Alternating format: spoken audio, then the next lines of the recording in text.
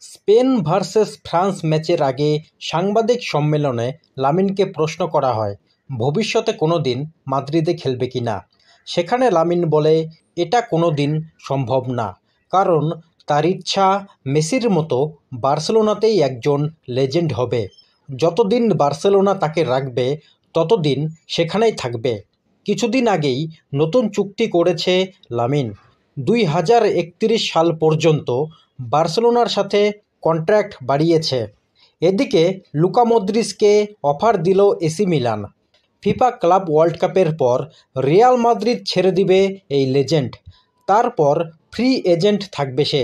তাই অনেক ক্লাব এখন থেকেই মদ্রিচকে নেওয়ার জন্য যোগাযোগ করছে। ইউরোপ ছাড়াও সৌদি আরব আর আমেরিকা থেকে অনেক বড় অফার এসেছে। কিন্তু মদ্রিচ 2026 ওয়ার্ল্ড কাপ পর্যন্ত ইউরোপেই খেলতে চায়। তাই এসি মিলানে তার যাওয়ার চান্স সবথেকে বেশি। এদিকে ম্যানচেস্টার সিটি একসাথে অনেকগুলো প্লেয়ারকে টার্গেট করেছে। পেপ গুয়ার্দিওলার দল নতুন মরশুমের জন্য ঝাঁপিয়ে পড়েছে স্কোয়াড ঢেলে সাজাতে। কয়েকজন প্রতিভাবান তরুণ তারকা এখন সিটির নজরে আছে। এরা হলো নেদারল্যান্ডের মিডফিল্ডার রেন্ডার্স। ডাচ এই মিডফিল্ডার বর্তমানে এসি মিলানে আছে। ফ্রান্সের রায়ান চার্কি। অলিম্পিক লিওর এই ফরাসি অ্যাটাকিং মিডফিল্ডারকে নিয়েও চলছে জোর আলোচনা। রায়ান আয়াত নুরি আলজেরিয়ান এই প্লেয়ার প্রিমিয়ার লিগের অন্যতম সেরা একজন লেফট ব্যাক।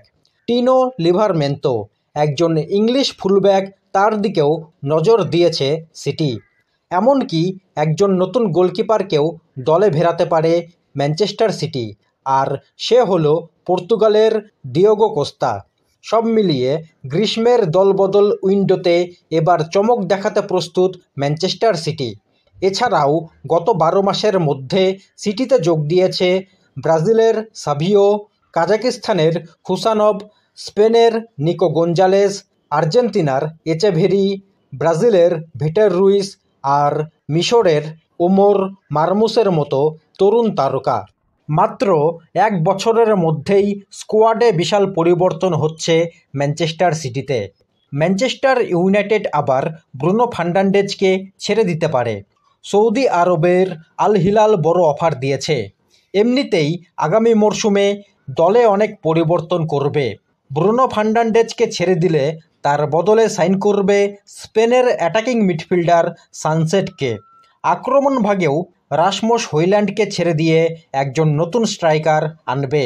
শোনা যাচ্ছে ইন্টার মিলান ডেনমার্কের এই স্ট্রাইকারকে কিনতে চায়। হইল্যান্ডের বদলে ব্রেন্টফোর্ড থেকে ব্রায়ান এমবুমোকে কিনবে ম্যানচেস্টার ইউনাইটেড। সব শেষ আপডেট হলো রিয়াল মাদ্রিদ আগামী মরশুমের জন্য 4 জন ক্যাপ্টেন বেছে নিয়েছে। এরা হলো কারবাহাল, ভালভার্দে, ভিনিসিয়াস আর কোর্তোয়া। কারবাহাল প্রথম ক্যাপ্টেন থাকবে। তবে আমরা জানি আর্নল্ড এসে যাওয়াতে কারবাহাল প্রথম একাদশে কম থাকবে। তাই বেশিরভাগ ম্যাচেই ক্যাপ্টেন থাকবে ফেডেরিকো ভালভার্দে।